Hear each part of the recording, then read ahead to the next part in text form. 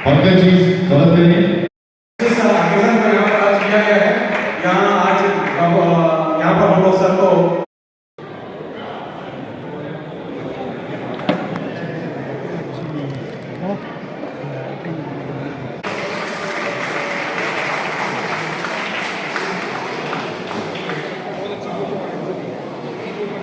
विश्वविद्यालय की ओर से स्वागत करने के लिए अधिकारियों ने बताया कि डॉक्टर आशीष कृष्णा और मैडम निवेदन करूँ की बैठनी जो डायरी रोलाइजर यूनिवर्सिटी दी है और सारे कलाकारों के लिए एक आकर्षक गिफ्ट उन्होंने दिया है और सभी कलाकारों को यहाँ पर प्रदान किया जाने वाला है। और इसी के साथ जो कलाकारों के वीडियोस बच गए हैं इस कार्यक्रम के बाद अभी दिखाई जाएंगे।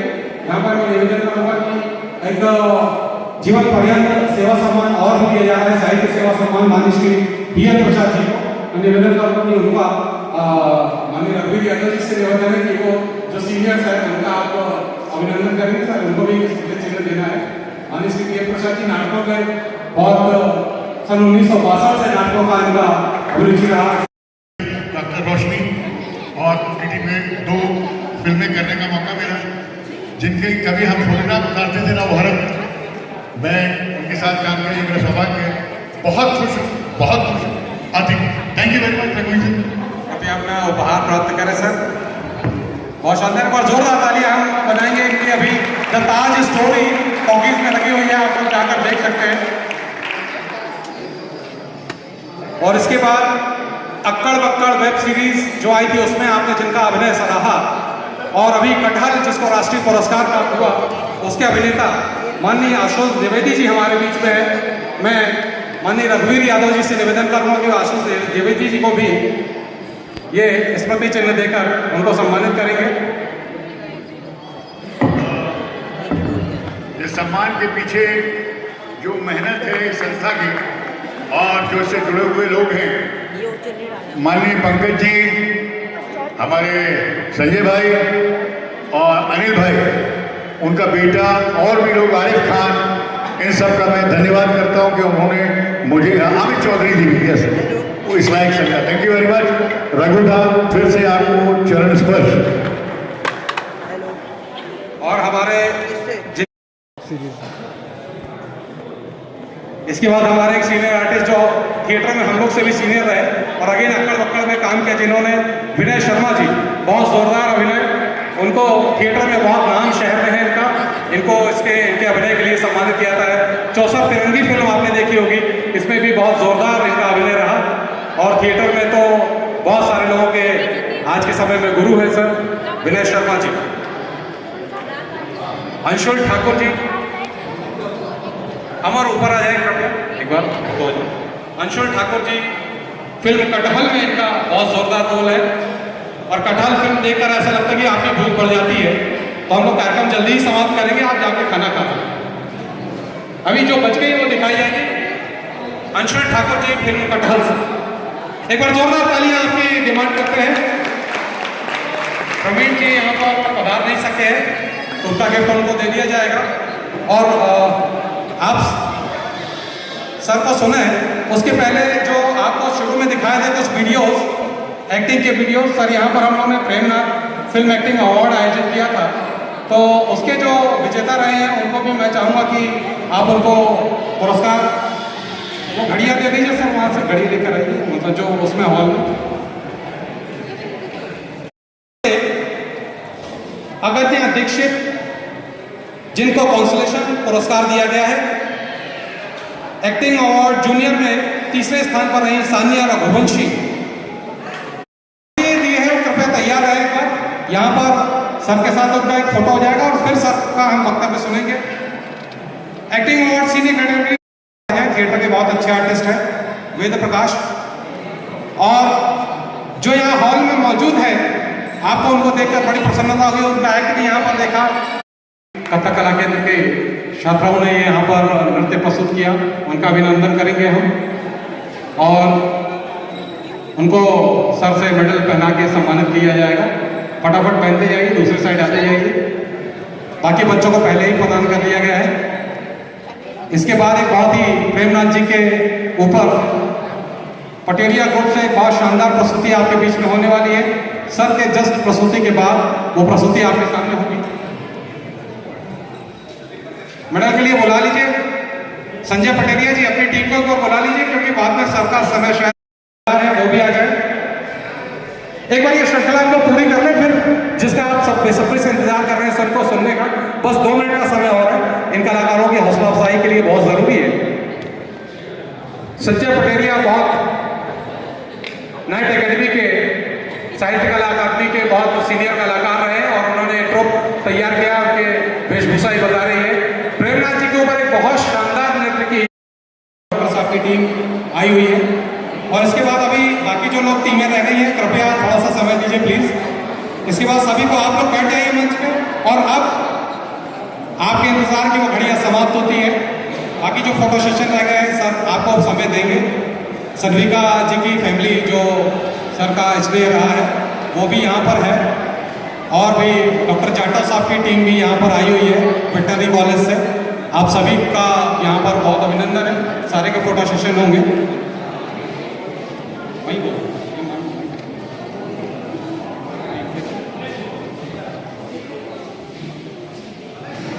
पंकज जी जल्दी ठीक है,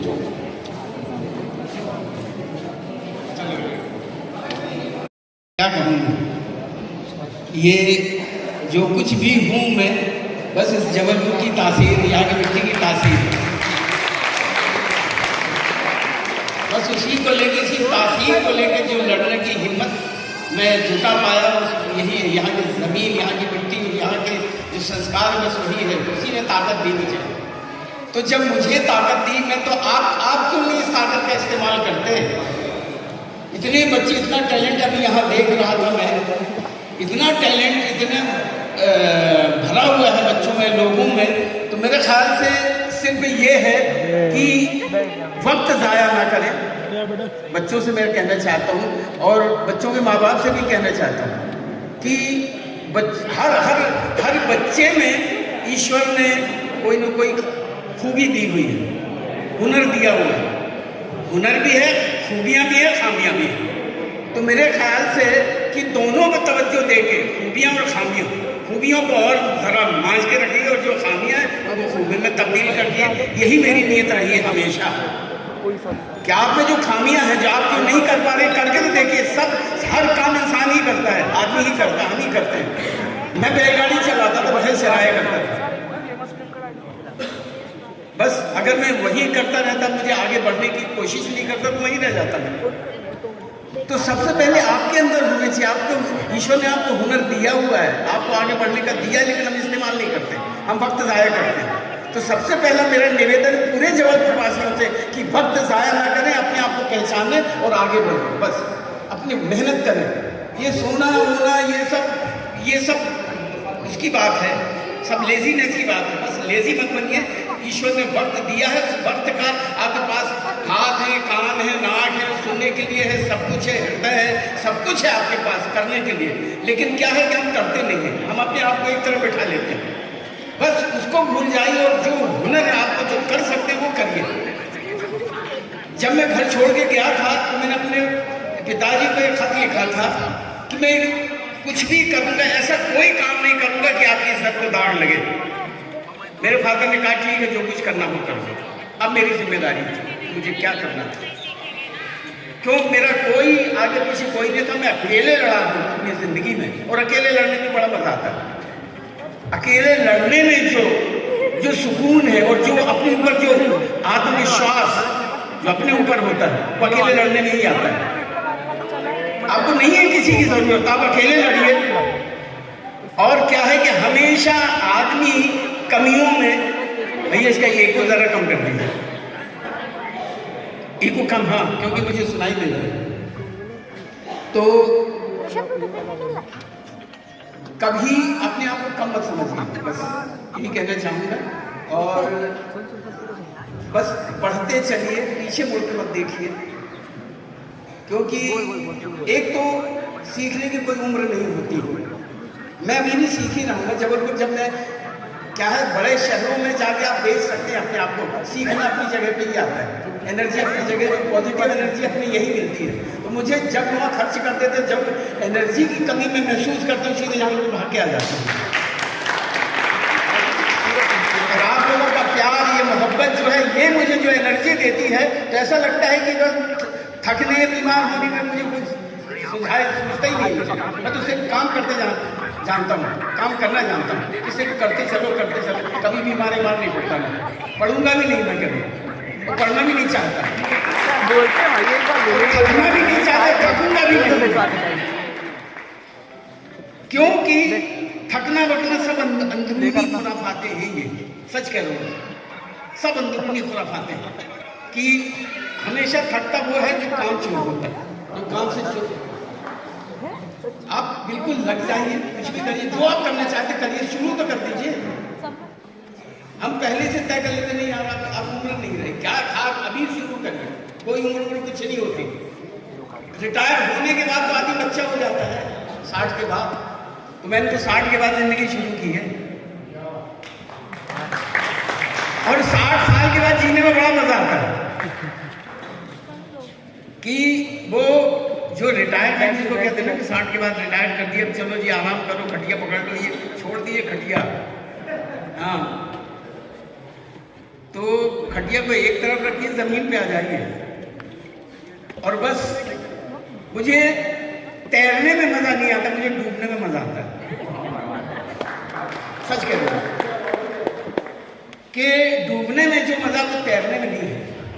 आप कोई भी काम करें, डूब जाइए जरा उसमें, डूब के देखिए, चाहे वो म्यूजिक हो, चाहे वो डांस हो, चाहे वो ड्रामा हो, चाहे वो कोई भी काम हो, चाहे आप इंजीनियर के पेशे में है, चाहे आप डॉक्टर के पेशे में है, चाहे आप किसी भी पेशे में है, उसमें जरा उसमें डूब के देखिए, उसका मजा लेके देखिए, किसी भी काम का फिर देखिए क्या मजा आता है। फिर जिंदगी बड़ी छोटी सी लगने लग जाती है, बहुत छोटी लगती है जिंदगी, क्या है बस निकल गया लगता है, क्योंकि इतना कुछ पूरी कायनात, पूरी सृष्टि में समंदर है पूरा सीखने के लिए। आप नियत बना लीजिए, बस आपको नियत बनानी है, मुझे सीखना है, करना नहीं, सीखना है। अपने आप होता रहता है, अपने आप होता रहता है। मैं कभी किसी के पीछे नहीं भागा कि मुझे काम दे दो, मैं आज तक नहीं भागा, उल्टे लोग मेरे पीछे आए कि काम कर लो, क्योंकि मुझे जरूरत नहीं। मैं जो सीख रहा हूँ, अगर आपको जरूरत है तो लीजिए, नहीं तो मैं किसी के पीछे नहीं जाऊँगा। आजकल बच्चों ने क्या किया कि वो स्ट्रगल करना शुरू कर दिया, वो एक स्ट्रगल उन्होंने अपने पेशे में एक वो दे दिया है, एक काम है, हम स्ट्रगल कर रहे हैं, फिर कभी न कभी कामयाब हो जाएंगे। स्ट्रगल करने वाला कभी कामयाब नहीं हो सकता, मेहनत करने वाला। आपको मेहनत करना है, स्ट्रगल नहीं करना, मेहनत करिए। मेहनत को आप स्ट्रगल कह रहे हैं, कितनी शर्म की बात है कि अपने आप को सीखने को स्ट्रगल कह रहे हैं। अरे सीखना शुरू करिए, मेहनत करिए। सुबह 4 बजे उठिए, हम भैंसे चराया करते थे, और वो कहते थे हमें 4, आज भी मेरी आदत वही 4:30 बजे उठने के ब्रह्म मुहूर्त में, वहाँ से जिंदगी शुरू होती है। जिस दिन कोई काम नहीं होता तो फिर डिप्रेशन होने लग जाता है, उठ के कुछ करने लग जाता है। मुझे मेरे गुरु ने कहा कि आप क्या सीखना चाहते हो, इब्राहिम काजी में, जब एमएसडी में, तो मैंने उनसे कहा मुझे सब कुछ सीखना है। तो मुझे स्टेज क्राफ्ट में डाल दिया।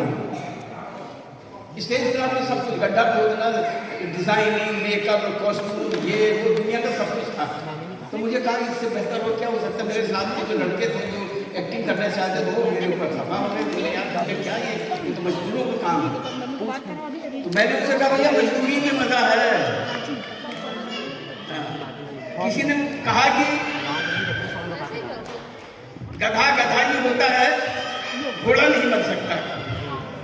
मैंने उनसे कहा हुजूर, ये जब एनएसडी के दौरान की बात है, मैंने कहा जब मैं एनएसडी में आया था मैं घोड़ा था, यहाँ से निकला तो गधा बन गया हूँ। और गधा बनने में जो सीखने में जो लादने में तुम लादो ना, लाद के चलो, सीखते चलो, तो वो कुव्वत होनी चाहिए वो गधे वाली कि लाद के कभी जरा सी चेहरे पे शिकन नहीं, वो लाद के चलिए। बहुत सारा काम है आपके करने के लिए, बहुत कुछ सीखने के लिए, लाद लीजिए तो सीख लीजिए। फिर देखिए जिंदगी बड़ी छोटी लगती है। और बस क्या है, और खासतौर पर ये जो थिएटर, मैंने जो पेशा जो इख्तियार किया है थिएटर का, एक्टिंग का, इसमें सिर्फ एक्टिंग करना नहीं है, इसमें हम अपनी जिंदगी तो जी लेते, लेकिन जो और जिंदगी जीने का, जो और लोगों में रहने का जो मजा है वो कहीं नहीं हो, किसी पेशे में। और आप किसी किसी पेशे में रह के आप थिएटर कर सकते हैं, एक्टिंग कर सकते हैं, स्टेज कर सकते हैं, किसी भी पेशे में रह।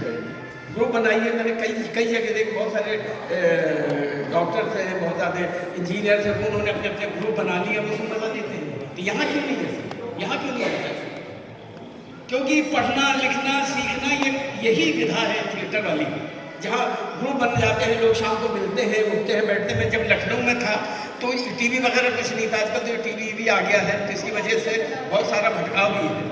तो इससे भी बचने की कोशिश करिए, अपना एक वक्त निकालिए, मिलिए, लोग लिखिए, पढ़िए। एक तो ये जो कंप्यूटर का पढ़ना है वो मुझे कभी रास नहीं आया, कभी रास नहीं आया, क्योंकि मुझे आज भी किताब पढ़ने में मज़ा आता है, पन्ने यूँ पलटने में मज़ा आता है, यूँ खिसकाने में मज़ा नहीं आता, कि जो खिसका दिया तो ऊपर से निकल गया। कभी मैं वो नहीं कर पाया, जब नहीं कर पाया।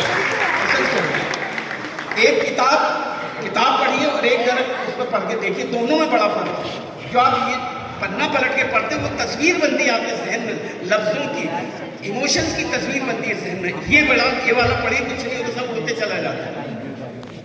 तो ये भी जरा, और ये हम संस्कार ऐसे भैया अपने ऊपर ईश्वर ने आपको दिया हुआ है, और बस पीछे मुड़ के मत देखिए। बस ये प्रभु हमारे प्रेमनाथ जी, इन्होंने तो बस आग लगा दी, सिरा पकड़ा दिया एक्टिंग का। मुझे वहाँ से मुझे समझ आई किस किस तरह से कैरेक्टर्स किए हैं।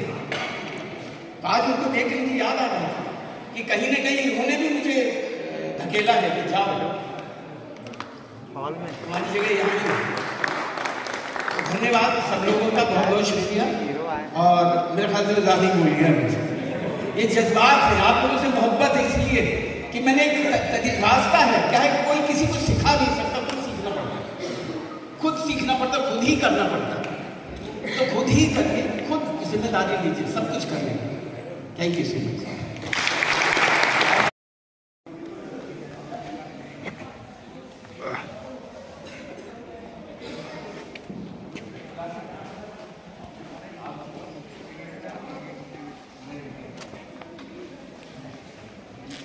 कमाल, इसमें अच्छी एडिटिंग करके तुम हमें फॉरवर्ड करना।